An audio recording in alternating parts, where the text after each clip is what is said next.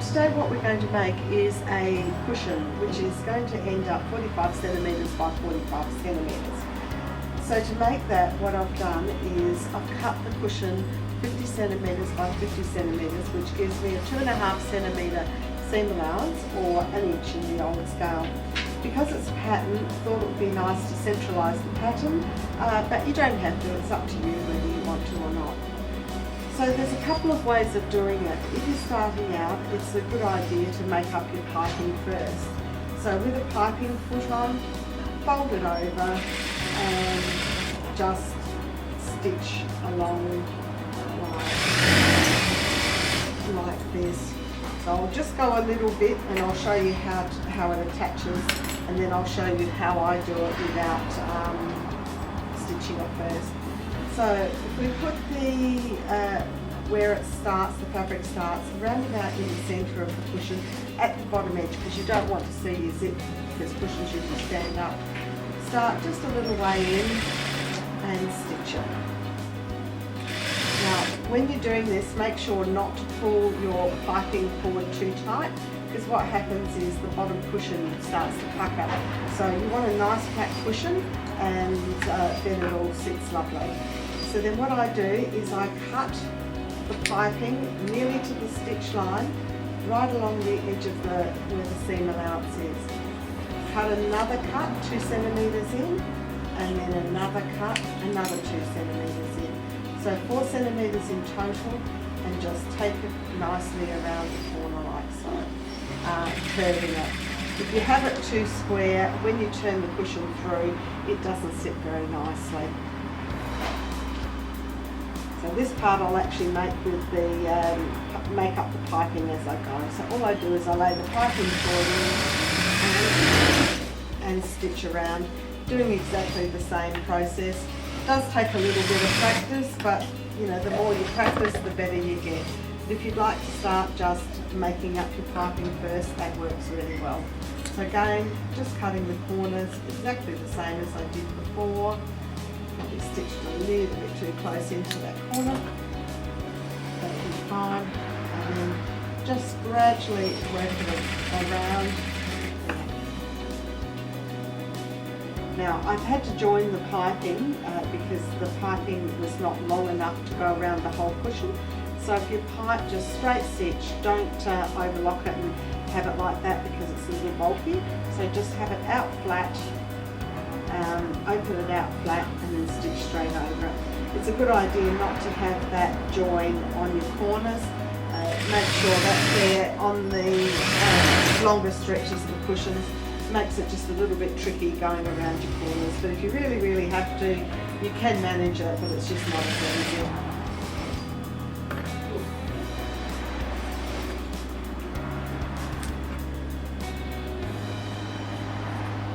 So again, cutting around the corners, you can see how I'm just easing it around the corner to get the curve, and then stitching it around. And you can do this on a domestic machine as well. It doesn't have to be an industrial machine. All works exactly the same.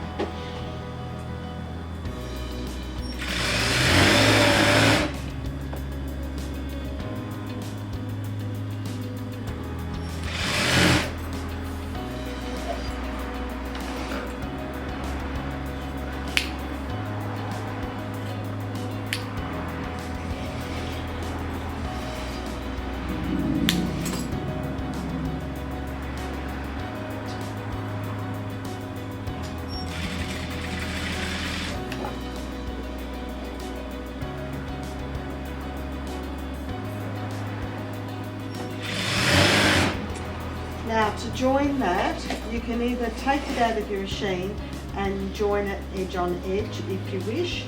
If not, just because this is a fine fabric, you can finish off your piping cord level. So just cut it level so they butt up to each other. Then cut your fabric with a seam allowance and then just fold it back so it looks neat. If it's a bulky fabric, you would cut the piping cord and wouldn't have the extra layer of piping cord on the bottom. It's a little bulkier than the rest of the cushion. However, because it's underneath, it doesn't really matter. You don't actually see it. So now what I'm going to do is put the zip in. So I've already overlocked that bottom edge because it's important to do that first because you can't get into it once it's completed. So put your edges together, and because they're cut exactly the same, I know I can put my corner on my corner and just start at the edge and stitch nice and tightly in around about 6 centimetres. Overlock off well so that it holds together, and do exactly the same on your other corner.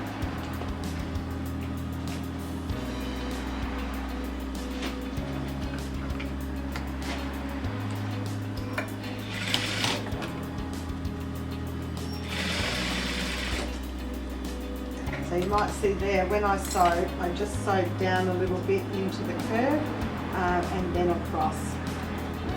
Now, my zipping, I like to use a size 4 zip. It's a little stronger than what the size 3 or what you have for dressmaking. So I use the size 4 zip, and I just have the continuous zip. However, you can use just a domestic zip, and I would suggest that you get it around about 5 centimetres shorter than the cushion, or you can do it exactly the size of your opening, and you can vary the size of your opening depending on what the zip is too. If you're lucky enough to be able to get the continuous zip, you just put the edges on just like you would if you were a parka with an open end zip. Pull it down, and there you've got your zip tape ready to go. So I always start with the end that the zip away from where the zip slider is. So put that, fold my top back of my cushion back, sit that over around about 2 centimetres over the edge of where it is, and then just reverse off well, going up to the stitch line. Then when you're putting the zip on, it's important to make sure that you do pull that reasonably firm, otherwise you'll have trouble when you go to do this, you put your back zipping right on. So just go right to the end that we finished with.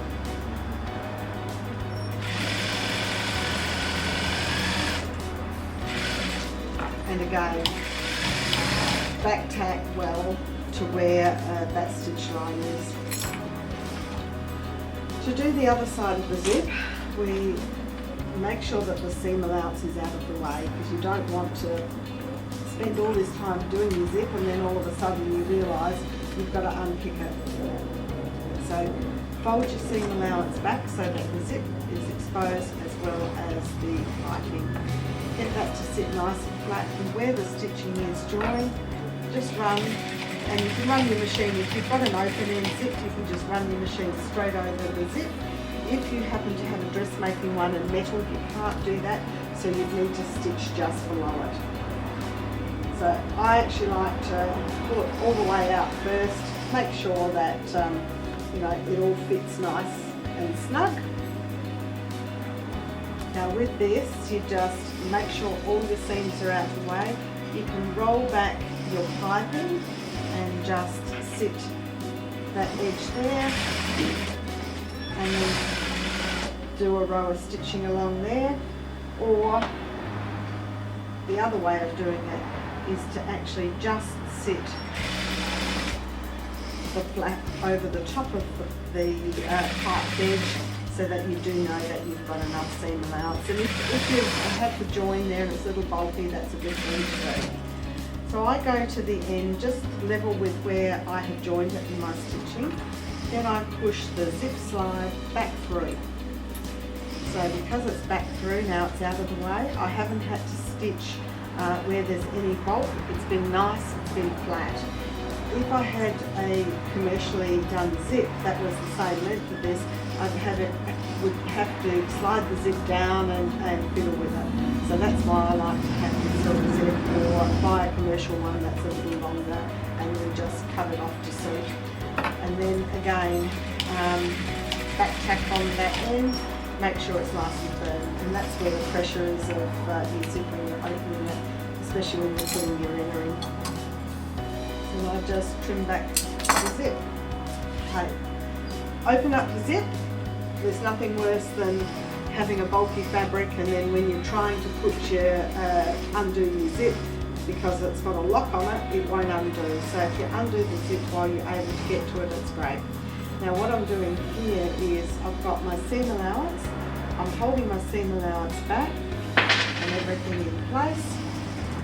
And I'm starting on the curve. So I want to get into that curve, back tacking, just going around the curve and then laying it all so that all the piping seam allowance is inside. You can see I'm not going to catch it because it's all inside. So don't worry if you don't quite get in as tight as what your stitch line is, because your second row, when you've got better control over it, you can get that then.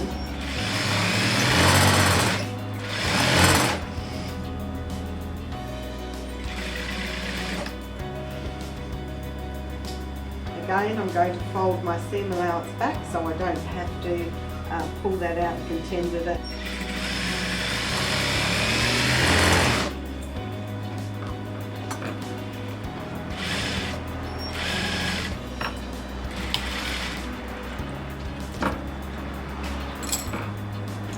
Then my second row, again, I begin at the corner, but this time, although I do still back tack, I make sure that I'm pulling it all out nice and firm.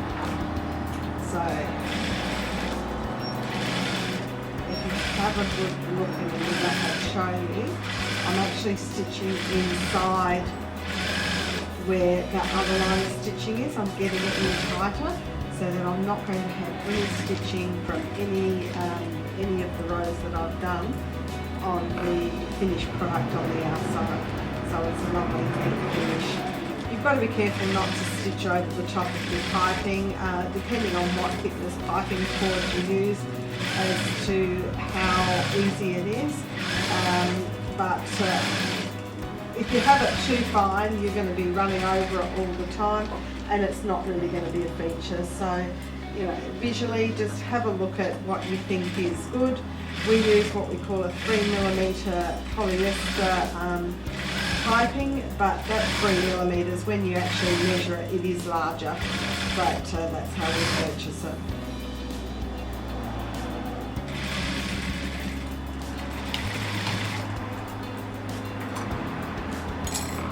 So one cushion finished, all that's left now is to overlock, turn it through, give it a little press and put a knitter in it.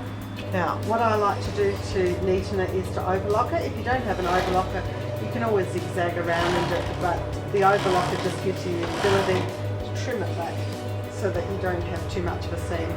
Because I'm making this for a customer, I need to put a care label in, so I also put a care label on the zip edge. So I run the edge of the foot along the piping, except when I come to the corner I go out a little bit wider, because there's nothing worse than your piping hanging off the edge and you haven't caught it.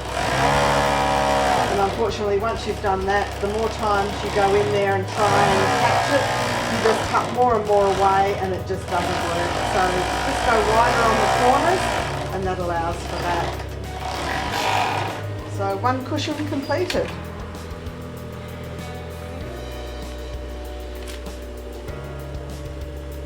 When you're turning it through, just push each corner, push the piping through nicely so that it's exposed.